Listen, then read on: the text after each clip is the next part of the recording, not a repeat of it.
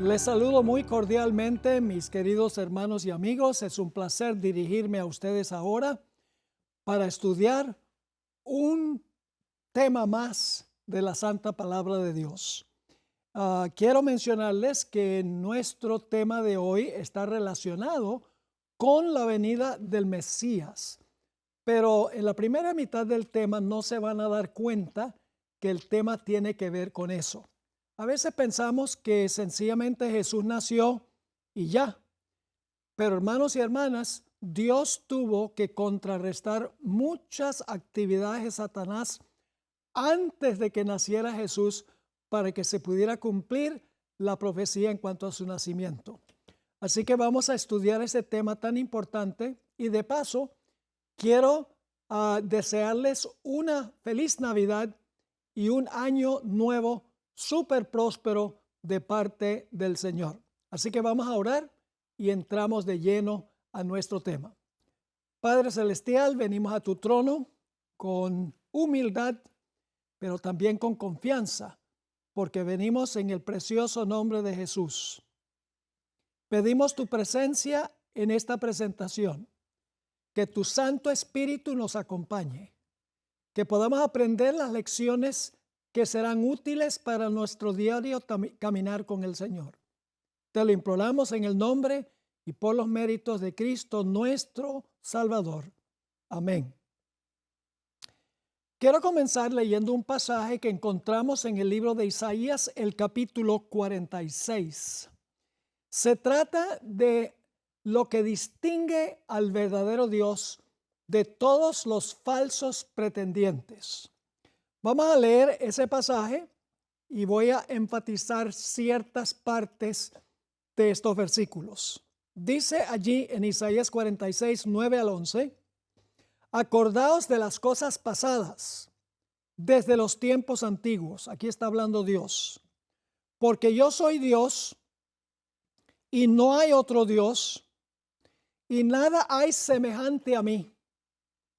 ¿Por qué razón es que no hay otro Dios ni hay nadie semejante al verdadero Dios? Sigamos, versículo 10. Que anuncio lo porvenir desde el principio y desde la antigüedad lo que aún no era hecho.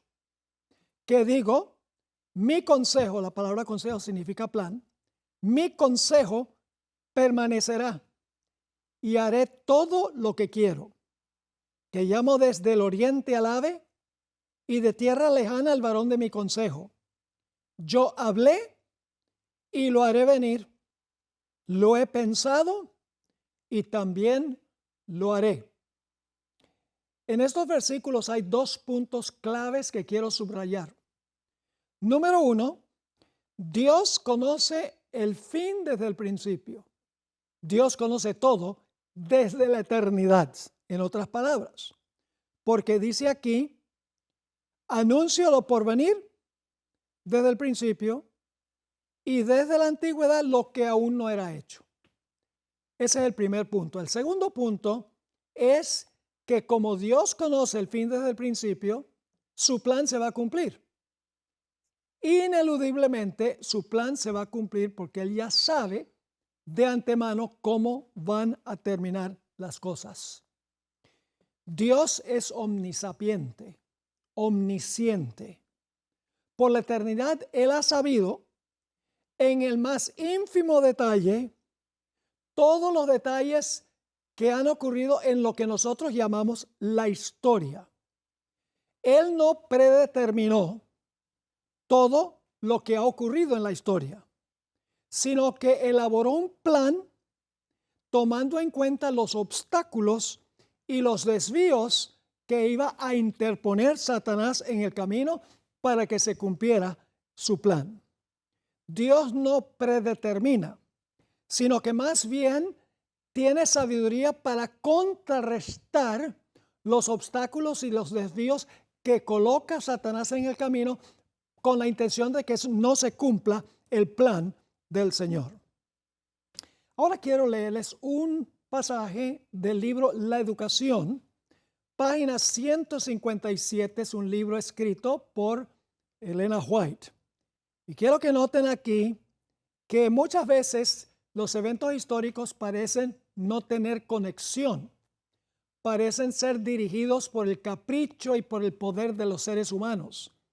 Pero esta cita corre el telón para que podamos ver la lucha en el mundo invisible y cómo Dios contrarresta y dirige los movimientos que Satanás trata de interponer en el camino.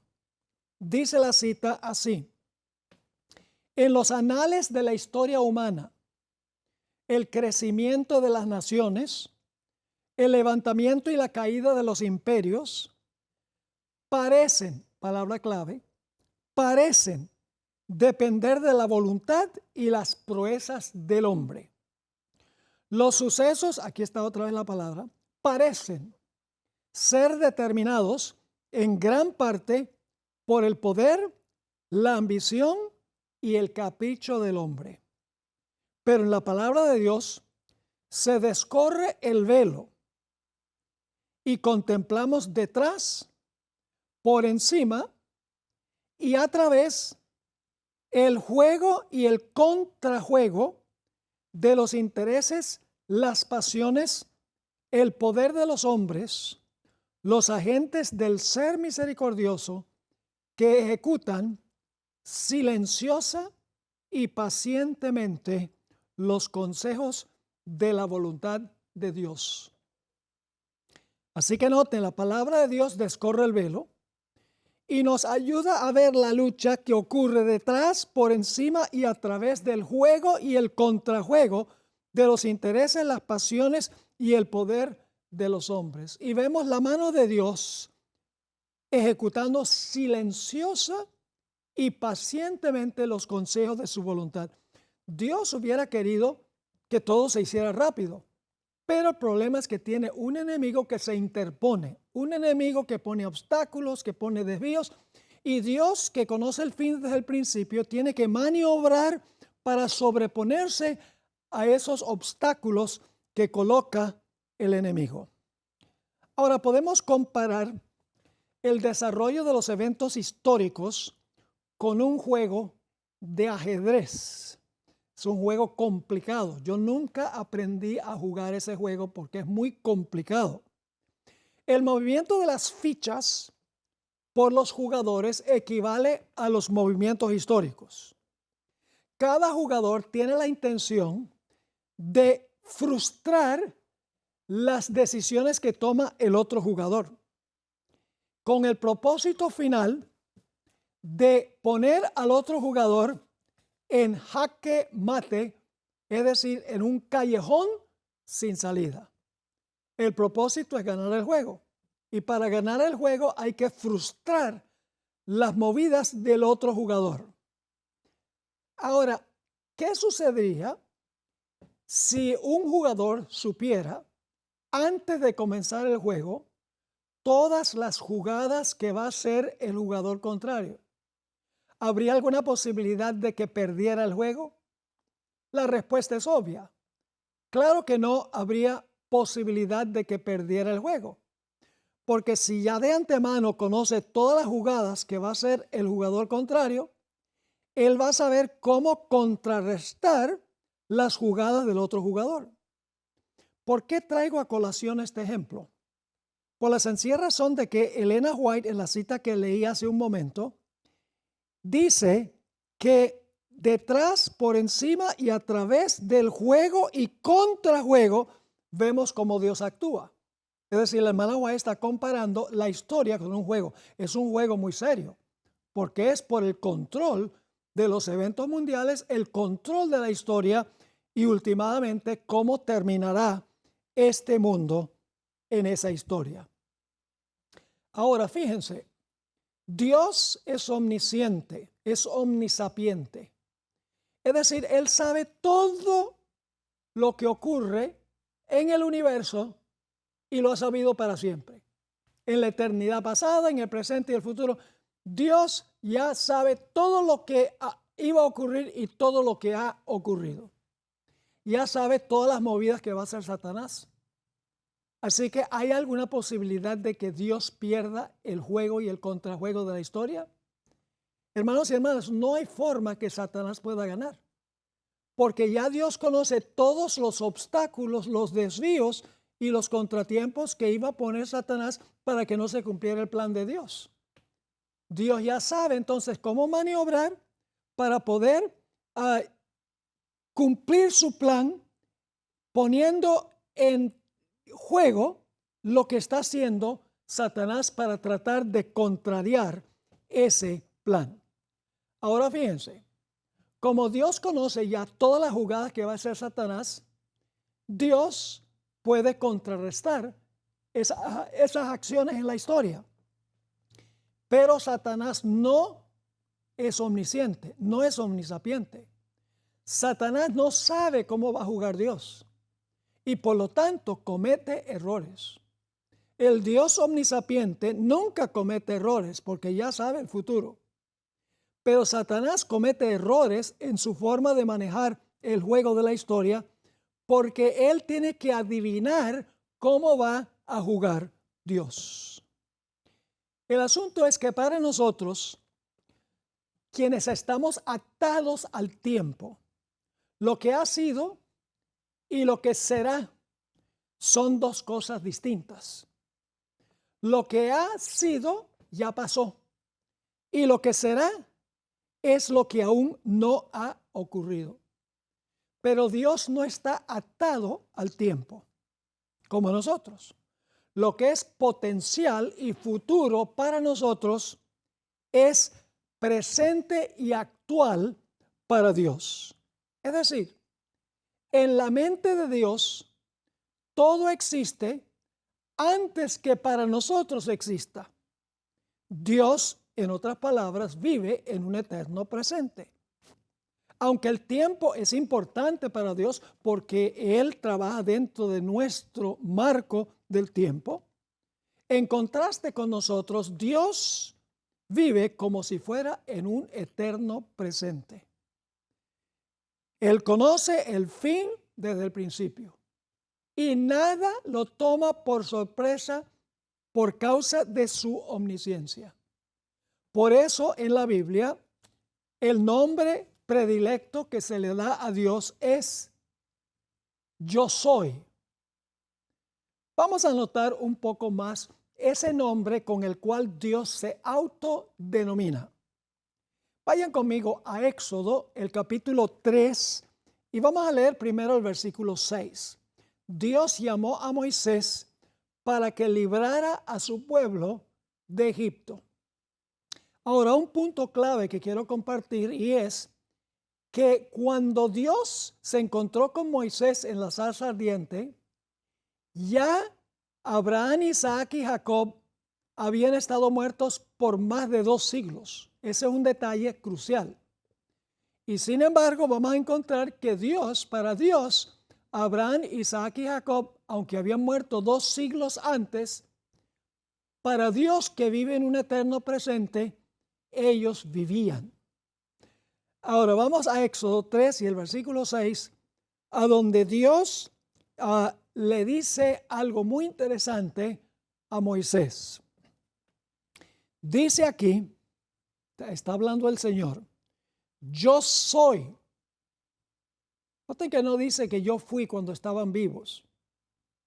Dice, yo soy el Dios de tu padre, Dios de Abraham, Dios de Isaac y Dios de Jacob. Entonces Moisés cubrió su rostro porque tuvo miedo de mirar a Dios. Fíjense que Dios no dice, bueno, yo fui el Dios de Abraham, Isaac y Jacob mientras estaban vivos. Él dice, yo soy el Dios de Abraham, Isaac y Jacob. Es decir, para Dios, como Dios vive en un eterno presente, para Dios, Abraham, Isaac y Jacob viven. Ahora, vale la pena decir en nuestro estudio, entonces, que Dios es el Dios del eterno presente. Ahora vamos a los versículos 13 y 14. Versículos 13 y 14 de Éxodo, el capítulo 3. Dice allí, dijo Moisés a Dios, así que Dios le ha dicho, tú vas a librar al pueblo de Egipto. Los vas a llevar a Canaán, a donde van a ser finalmente el Mesías. Tiene que ser en esa tierra, Dios está diciendo. Así que tienen ustedes que regresar otra vez a Canaán, la tierra prometida. No pueden quedar aquí en Egipto. Dice en el versículo 13, dijo Moisés a Dios, he aquí que llego yo a los hijos de Israel y les digo, el Dios de vuestros padres me ha enviado a vosotros. Si ellos me preguntaren, ¿cuál es su nombre? ¿Qué les responderé? Y respondió Dios a Moisés, yo soy el que soy. Y dijo, así dirás a los hijos de Israel, yo soy, me envió a vosotros. ¿Con qué nombre se autodenomina Dios? Dios se autodenomina con el nombre yo soy. No es el yo fui, no es el yo seré, es el yo soy, el Dios del eterno presente. Nada se le escapa. En visión panorámica, Él ve todo como si estuviera ocurriendo en este mismo instante. Ahora vamos a leer una cita poderosa del Espíritu de Profecía, a donde Elena White explica lo que significa el nombre yo soy. Es una cita espectacular. Lamentablemente no está en una fuente en español. Yo busqué en los escritos de la hermana White en español y no encontré esta cita. Lástima, porque es una cita poderosa. Pero yo la traduje y la voy a compartir con ustedes. Se encuentra en Manuscript Releases, tomo 14, página 22 y 23. Dice así, yo soy significa una presencia eterna. El pasado, el presente y el futuro son lo mismo para Dios. Ahora, para nosotros el presente, pasado y futuro no es lo mismo. Nosotros sabemos que el pasado ya pasó, el presente está aquí y el futuro no ha llegado. Pero dice ella aquí, el pasado, el presente y el futuro son lo mismo para Dios. Dios ve los eventos más remotos de la historia pasada y los del futuro muy lejano con una visión tan clara como nosotros vemos las cosas que están ocurriendo a nuestro alrededor diariamente. Es decir, Dios no cumple, bueno, esto está en futuro y esto está en pasado y ahora está ocurriendo esto. No, Dios contempla la historia, lo que nosotros llamamos historia, como un flujo que está desarrollándose en este mismo momento delante de sus ojos. Dios no mira la historia, el flujo de la historia, en segmentos, sino como un flujo que está ocurriendo delante de nuestros ojos ahora. Dios no mira la historia y la profecía como algo que ya ocurrió o algo que ocurrirá, sino que Dios ve todo como es que estuviera ocurriendo en este mismo instante delante de Él. Es decir, mientras que según nuestro punto de vista, Abraham, Isaac y Jacob estaban muertos cuando Dios se le apareció a Moisés en la zarza ardiente, para Dios no era así, porque Dios nuevamente no dijo que yo fui el Dios de Abraham, Isaac y Jacob, sino que yo soy el Dios de Abraham, Isaac y Jacob. Ahora, hay otra historia en la Biblia que nos ilustra esto, una parábola que contó Jesús. Jesús contó la parábola, mejor dicho, sus enemigos contaron la parábola y luego entonces el Señor Jesucristo la rebatió. Contaron la historia los saduceos en cuanto a 7 hombres que se casaron con la misma mujer. Entonces, ¿de quién iba a ser la mujer en la resurrección? El Señor Jesucristo les rebatió lo que ellos estaban diciendo, expresando el hecho de que para Dios, Abraham, Isaac y Jacob viven. Es decir, al final de esa historia dice, para él, es decir, para Dios, todos viven. Es decir, Abraham, Isaac y Jacob viven según la perspectiva de Dios.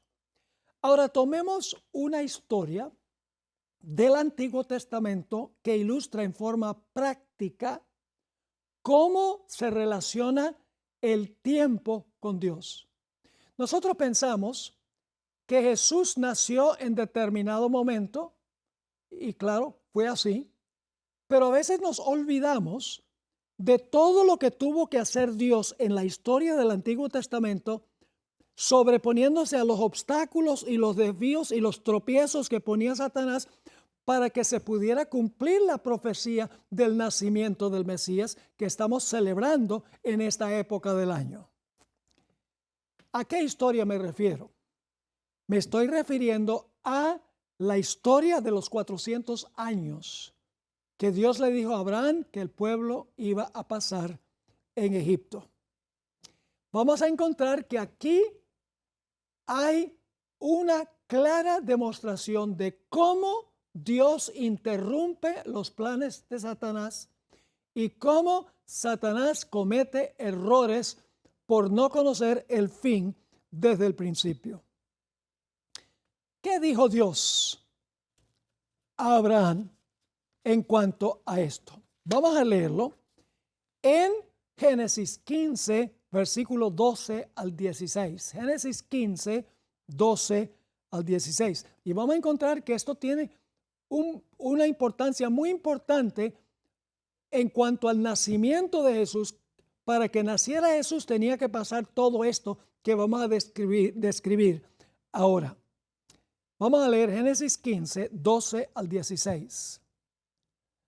Mas a la caída del sol sobrecogió el sueño a Abraham. Y he aquí que el temor de una grande oscuridad cayó sobre él.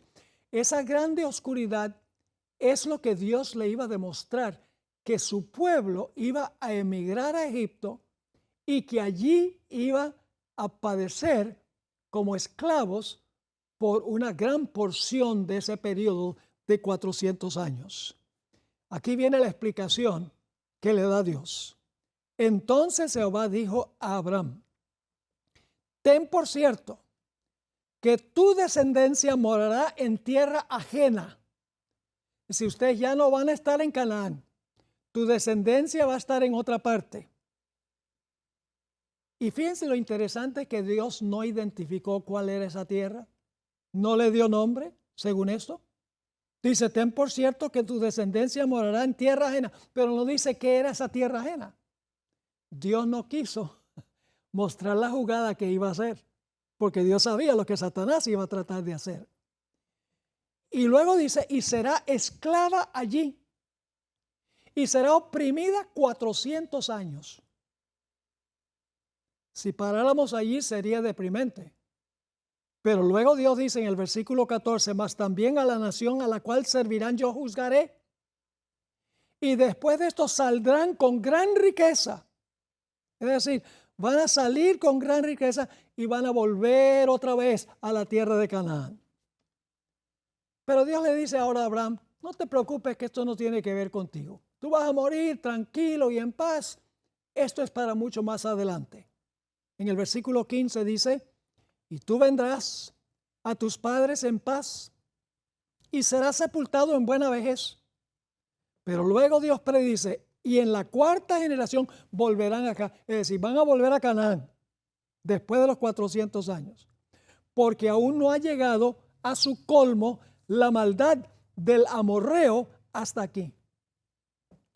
Así que repasando, Dios le dijo a Abraham, tu descendencia va a emigrar, pero no le dijo dónde. Y allá los van a esclavizar y van a pasar 400 años. Pero al final de los 400 años yo voy a juzgar a los opresores. Y ustedes van a salir con grandes posesiones y van a regresar otra vez a la tierra de Canaán, a donde van a ser el Mesías prometido. Ahora, repasemos la historia de José en este contexto. Muy, muy interesante. Ahora, la última parte de esta cita que acabamos de leer de Génesis 15 tiene un detalle vital muy importante. Repasemos la historia de José. Ustedes saben que Dios le dio a José 2 sueños. Y en esos sueños le estaba diciendo que en algún momento su padre y sus hermanos iban a inclinarse delante de José. Óigame, los hermanos se enfurecieron. Que nosotros nos vamos a inclinar ante ti, ni te lo creas, muchachito. Se enojaron con él. Le tenían odio a su propio hermano. Y por lo tanto llegó la oportunidad, y ustedes saben cómo transpira la historia, llegó la oportunidad y vendieron a José a Egipto. Satanás obviamente veía en este jovencito un potencial muy positivo en el futuro, porque era un buen muchacho. Entre todos sus hermanos era el más moral. Y por lo tanto, ahora los hermanos dicen, misión cumplida y problema resuelto. Lo mandamos a Egipto, ya no tenemos que preocuparnos por él. Que nos vamos a inclinar a él. Ni lo crean.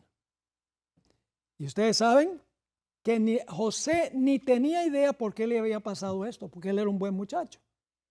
Podría haber dicho, ¿de qué vale servir a Dios? Pero no lo hizo así. La hermana White dice que él se propuso en camino a Egipto, mientras veía las tiendas de su padre, que él iba a ser fiel a Dios, iba a seguir su plan, aunque no entendiera todos los obstáculos y todos los desvíos que le pusiera el maligno. Así que fue a parar a Egipto, a la casa de Potifar. ¿Por qué llegó primero a la casa de Potifar? ¿Dios sabía que iba a llegar a donde Potifar? Claro que lo sabía. ¿Por qué Potifar? Porque José necesitaba aprender a ser un buen administrador. Y llegó a ser un administrador tan bueno que Potifar lo puso sobre todos los asuntos de su casa. Era fiel José. Potifar no se preocupaba sino por la comida que estaba delante de él. Pero luego el asunto tomó un giro negativo. La historia nos dice que la esposa de Potifar acusó a José de haberla violado. Y José fue a parar a la cárcel. ¿Dios sabía que iba a parar en la cárcel? Claro que Dios lo sabía. Pero ¿quién inspiró a la esposa de Potifar? Satanás. Satanás cree que él está mandando aquí. Va a parar en la cárcel. ¿Por qué paró en la cárcel? Bueno, 2 razones. Uno, porque debía afinar sus capacidades como administrador, y lo hizo así. Era tan fiel que prácticamente el carcelero le delegó la responsabilidad de cuidar la prisión. Imagínense eso.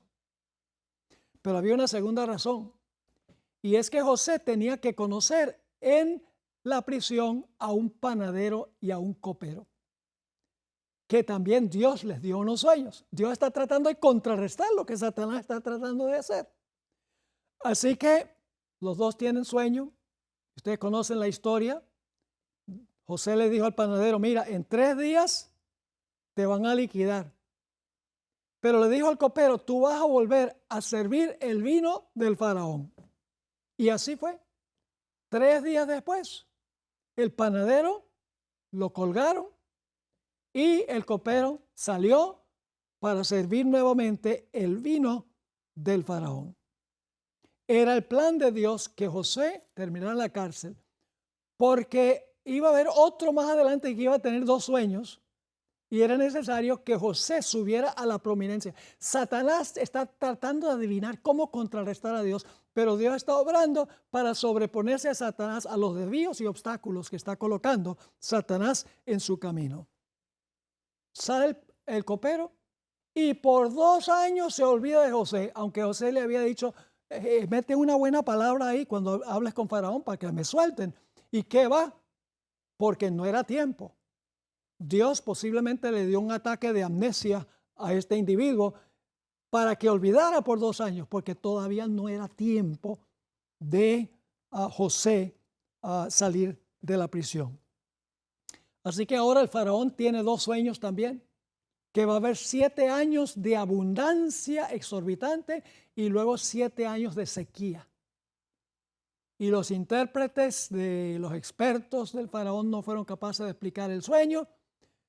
Se buscó a cualquiera que dijera qué significaba, era un enigma. Y entonces Dios le dice al copero, llegó el momento de que te acuerdes de José. Y el copero ahora le dice al faraón, yo conozco a un individuo que te puede interpretar los sueños. Y menciona a José. Ahora era el momento de mencionar a José. Y bueno, trajeron a José, interpretó los sueños y luego se preguntaron, ¿quién podría administrar los productos de Egipto durante los 7 años de abundancia? Y el faraón dice, ¿quién más? El que interpretó los sueños es el hombre ideal. Y ahora, de un esclavo extranjero, José llega a ser el primer ministro de Egipto. Se están volcando las tablas. Satanás no había contado con esto, pero ahora José ocupa un puesto de prominencia, el segundo en el reino después del faraón. Ahora fíjense que la historia todavía se desarrolla. José, claro, como buen administrador, supo administrar los productos de la tierra muy bien, ahorrando durante los 7 años de abundancia. Pero luego Satanás dice, así es la cosa. Entonces yo causo una sequía en Egipto que va a alcanzar hasta la tierra prometida. Y allá voy a matar de hambre a la familia de José. Y así fue. Una sequía terrible. Y después de 2 años no había comida en Canaán. Así que Jacob le dice a sus hijos, ustedes he oído que hay abundancia de alimento en Egipto. Por favor, vayan ustedes allá y consigan alimento para que no nos muramos. Era el plan de Satanás acabar con este linaje. Él sospechaba que Dios tenía un plan con esta familia. Así que, para hacer una larga historia corta, los dos hijos, los hijos, mejor dicho, de Jacob, menos Benjamín, fueron allá a Egipto. Y cuando llegaron a Egipto y se encontraron con José, quien era el que distribuía el alimento, llegaron y como había visto José en su sueño, se inclinaron delante de José. Dios ya sabía todo esto. Satanás no. Satanás quería estorbar,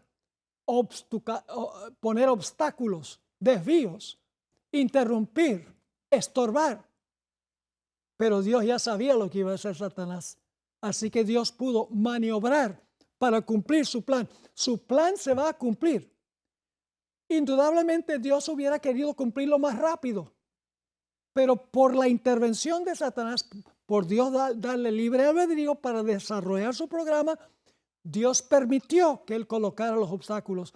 Pero Dios conoce el fin desde el principio y su plan se cumplirá. El Mesías nacerá en la tierra prometida. Ahora, ¿por qué es que Dios envió a José a Egipto?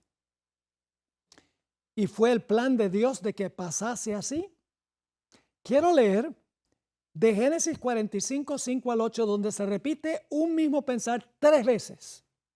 Dice allí, en Génesis 45, 5, José le está hablando a sus hermanos, después que se identifica como José, porque había cambiado mucho, había pasado mucho tiempo, estaba vestido con la vestidura del faraón, indudablemente cubierta su cabeza, no lo reconocieron.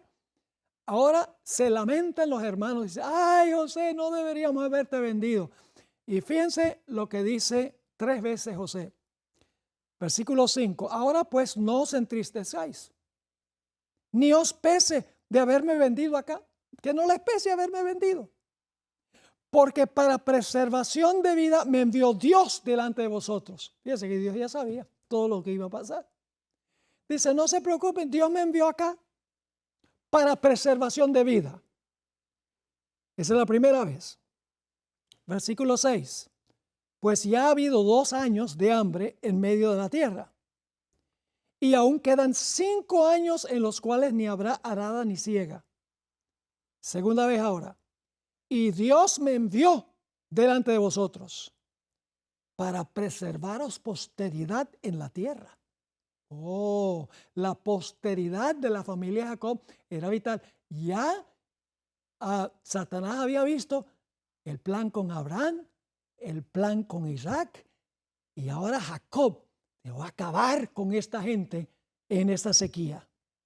Así que la segunda vez dice, Dios me envió delante de vosotros para preservaros posteridad. Y luego el versículo 8, por tercera vez, así pues, no me enviasteis vosotros acá, sino Dios, que me ha puesto por padre de Faraón y por señor de toda su casa y por gobernador en toda la tierra de Egipto. Qué tremenda historia esta, de cómo opera Dios, salvando el linaje de donde vendrá el Mesías y también haciendo planes para que regresaran a la tierra prometida, a donde iba a nacer el Mesías. Ahora, pero surge la pregunta, ¿por qué sencillamente Dios no dejó a la familia de Jacob en tierra prometida? ¿Por qué vio Dios necesario enviarlos a Egipto? ¿Por qué no ahorrarles todo ese dolor de cabeza, la esclavitud, etcétera, y los problemas de José? ¿Por qué sencillamente no los dejó allá en la tierra prometida, de donde vendría últimamente el Mesías? Quiero leerles una cita que encontramos en el libro Patriarcas y Profetas, páginas 235 y 236, donde la hermana White explica la providencia de Dios en causar que fueran a Egipto. Dice así, la promesa, no temas de descender a Egipto, porque yo te pondré allí en gran gente, era muy significativa. Se había prometido que su posteridad sería tan numerosa como las estrellas, es decir, la de Abraham.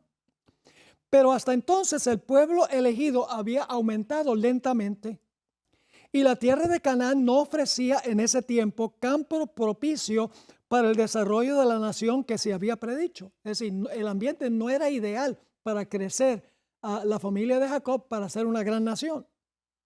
Ahora viene la razón. Estaba en posesión de tribus paganas poderosas que no habrían de ser desalojadas hasta la cuarta generación. De haber quedado allí, si la familia de Jacob hubiera quedado allí, para convertirse en un pueblo numeroso, los descendientes de Israel hubiesen tenido que expulsar a los habitantes de la tierra o dispersarse entre ellos. Es decir, había dos opciones. En primer lugar, la primera opción es expulsar a las naciones que vivían allí, o en segundo lugar, dispersarse entre ellos. Ninguna era una buena opción. Sigue la cita. Conforme a la disposición divina, no podían hacer, ¿qué era lo que no podían hacer? No podían hacer lo primero, es decir, quedarse y esparcirse. Y si se mezclaban con los cananeos, se expondrían a ser seducidos por la idolatría. Es decir, si se quedan, están expuestos a la idolatría y tienen que luchar con las naciones para expulsarlas, para establecerse allí. Luego sigue la cita. Egipto, sin embargo, ofrecía las condiciones necesarias para el cumplimiento del propósito divino. Era el propósito de Dios que fueran a Egipto. Sigue diciendo, se les ofrecía allí en Egipto un sector del país, la tierra de Gosén, bien regado y fértil, con todas las ventajas necesarias para un rápido aumento. Y la antipatía que habían de encontrar en Egipto debido a su ocupación, pues los egipcios abominan todo pastor de ovejas, les permitiría seguir siendo un pueblo distinto y separado y serviría para impedirles que participaran en la idolatría egipcia. Dios dice, no pueden expulsar a los habitantes de la tierra. Si se quedan allí, se van a entremezclar con la idolatría de Canaán, van a perder su identidad como nación. Pero si van a Egipto, tienen este territorio de Gosén muy fértil, propicio para que crezcan y se conviertan en una gran nación. Ese fue el propósito por el cual Dios los estableció allí en Egipto. Y además de eso, no se iban a entremezclar con los egipcios porque los egipcios deploraban a los pastores de ovejas. Ahora fíjense, Satanás ahora dice, ya veo cómo Dios ha obrado, yo no sabía nada de esto, pero ahora voy a impedir que salgan a la tierra. Y por eso es que Satanás obró sobre la mente de Faraón y los habitantes de Egipto con una dureza empedernida de que no iban a dejar que regresara a Canaán, porque Satanás sabía que en Canaán Dios tenía un plan especial. Allí iba a nacer Cristo Jesús, el Mesías prometido, cuyo evento estamos celebrando en esta época del año, aunque sabemos que Jesús no nació en esta época del año, pero estamos recordando la importancia de su nacimiento. Pero hubo, ustedes se dan cuenta, muchos eventos preliminares que tuvieron que ocurrir. Dios contraponerse en este juego y contrajuego a los desafíos y a los obstáculos de Satanás para que se pudiera cumplir la promesa de la venida del Mesías a Canaán. Y después de los 400 años, regresaron otra vez a Canaán, llegaron a ser un gran pueblo y allí nació el Mesías prometido. Quiero leer ahora, quiero que vayamos al Nuevo Testamento. Quiero leer de Hechos el capítulo 2 y el versículo 23. Hechos 2 y el versículo 23. Jesús fue entregado conforme al plan de Dios. Ahora, Dios no determinó ese plan. Dios sabía que los impíos lo iban a entregar a la muerte. Y Dios hizo un plan tomando eso en cuenta. Dios no dijo, yo voy a mandar a Jesús para que lo maten. No, Él sabía que iban a hacer eso. Pero Él no lo determinó así, sino que hizo un plan para sobreponerse a eso, igualmente a cumplir el plan que tenía. Dice en Hechos 2:23, está hablando Pedro en el día del Pentecostés, a este, entregado por el determinado consejo y anticipado conocimiento de Dios. Fíjese que Jesús fue entregado por el determinado, la palabra consejo significa plan, por el determinado plan, es decir, el plan es determinado, y anticipado conocimiento, es decir, Dios hizo el plan conforme a su conocimiento anticipado. Prendisteis y matasteis por manos de inicuos, crucificándole. Es decir, a mí no me sorprendió lo que ustedes iban a hacer con Jesús. No me sorprendió en absoluto, pero yo maniobré para que de algo que parecía negativo resultase algo positivo. Ahora es interesante esta expresión, anticipado conocimiento, que Dios tiene un anticipado conocimiento de lo que iban a hacer con él, es la palabra prognosis, de donde viene nuestra palabra pronóstico. Ahora, ¿qué es un pronóstico? Esa es la palabra que se usa aquí. Un pronóstico es, por ejemplo, cuando un médico va a una persona, le hace unos exámenes, después de los exámenes dice, mi pronóstico es que tiene un cáncer y va a morir dentro de 6 meses.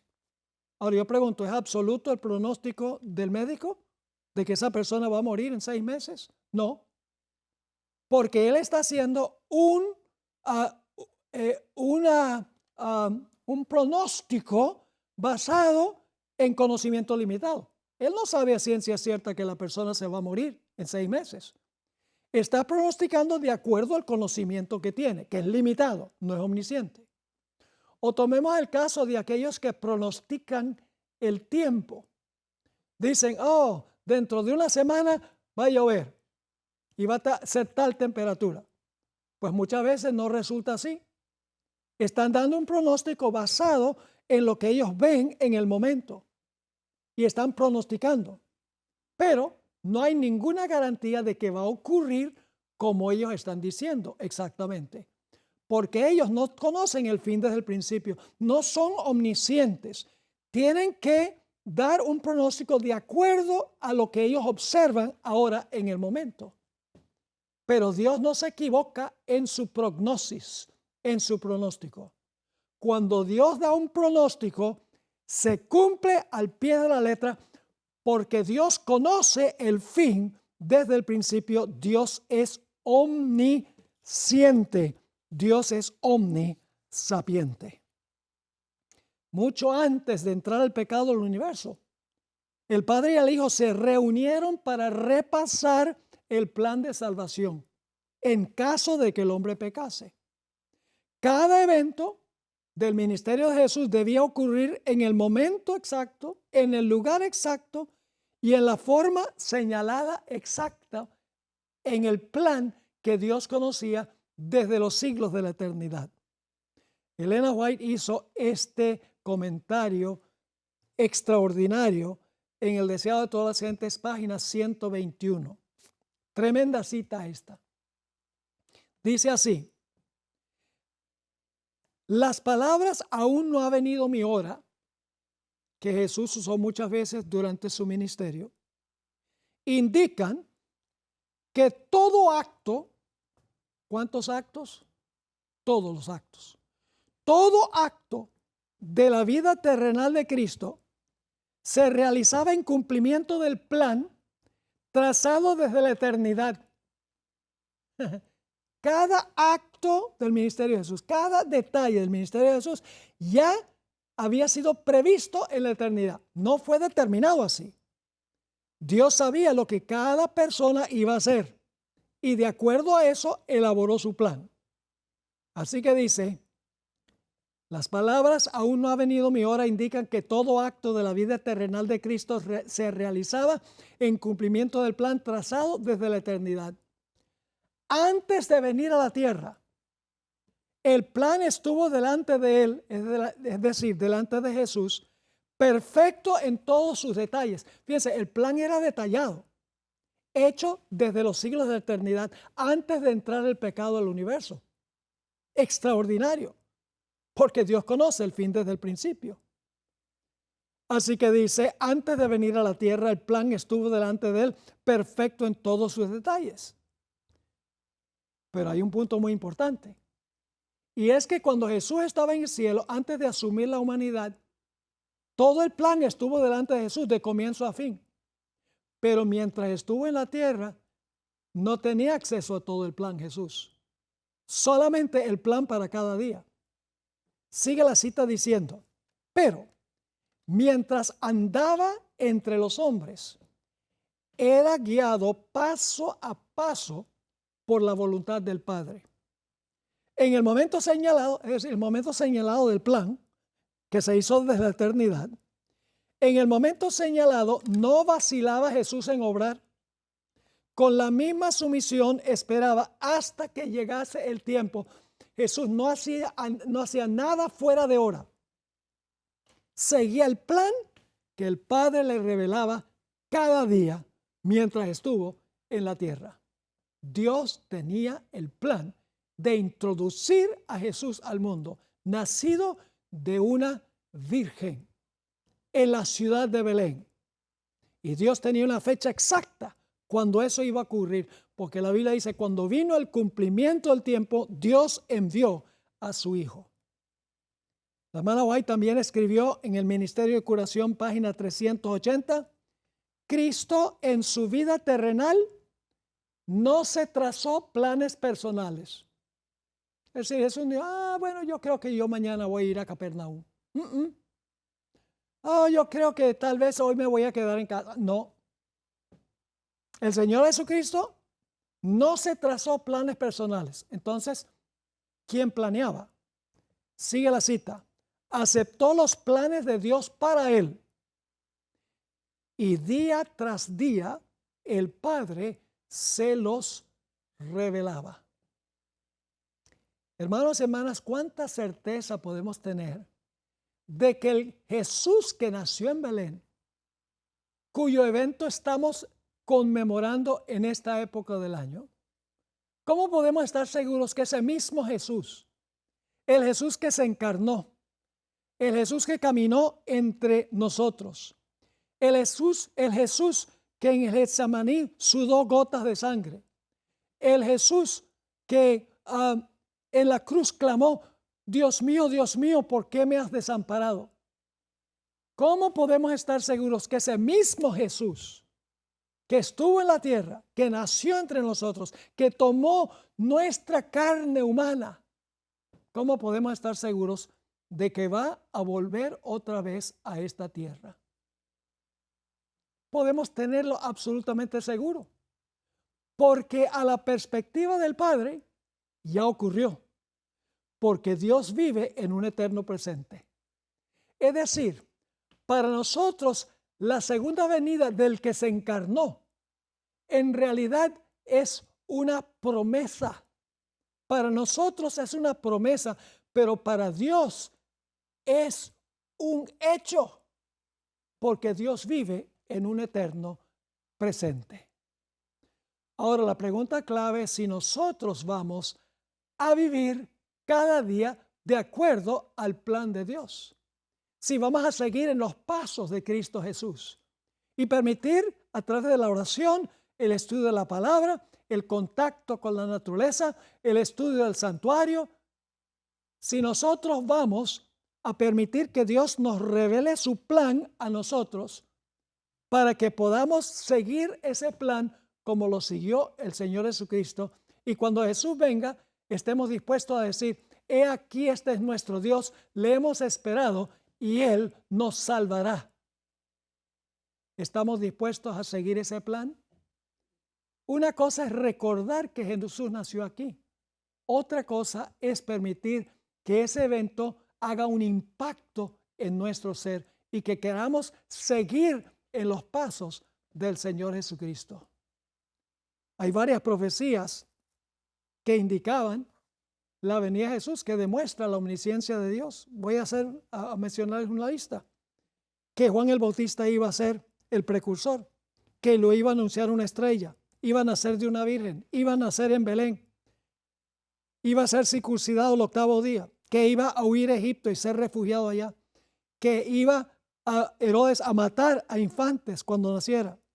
Se dio la fecha del comienzo de su ministerio en la profecía de las 70 semanas, que iba a ser como un profeta como Moisés, que iba a ser rechazado, como los constructores del templo rechazaron la piedra, que iba a comenzar su ministerio en Nazaret con las palabras de Isaías 61, 1 y 2, que iba a ser el siervo sufriente de Isaías 53, que iba a permanecer 3 días y 3 noches en el sepulcro, que iba a ser mayor que el templo de Salomón, que iba a hablar en parábolas, que iba a entrar a Jerusalén sentado en un asno, que iba a entrar triunfalmente a la ciudad y que los niños iban a cantar Hosana al Hijo de David, que iba a purificar el templo, que iba a ser la piedra que los edificadores rechazaron, que se iba a sentar a la diestra de Dios, que sus discípulos iban a huir cuando fuera arrestado en el huerto, que iba a ser vendido por 30 piezas de plata, que iban a echar suertes sobre sus vestiduras, que iba a decir en la cruz, Dios mío, ¿por qué me has desamparado?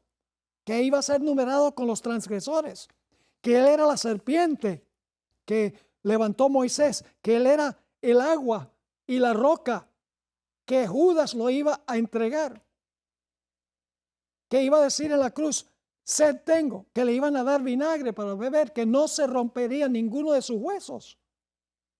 Podría seguir la lista. Dios conoce el fin desde el principio, y Dios en el juego y contrajuego interrumpe los desvíos y los obstáculos de Satanás, y últimamente su plan se cumple.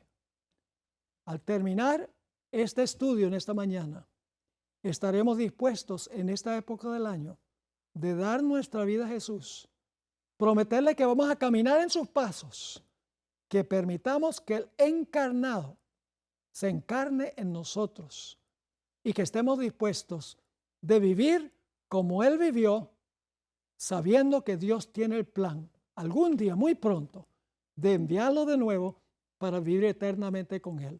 Dios le bendiga y que ese sea el deseo de nuestro corazón, es mi oración.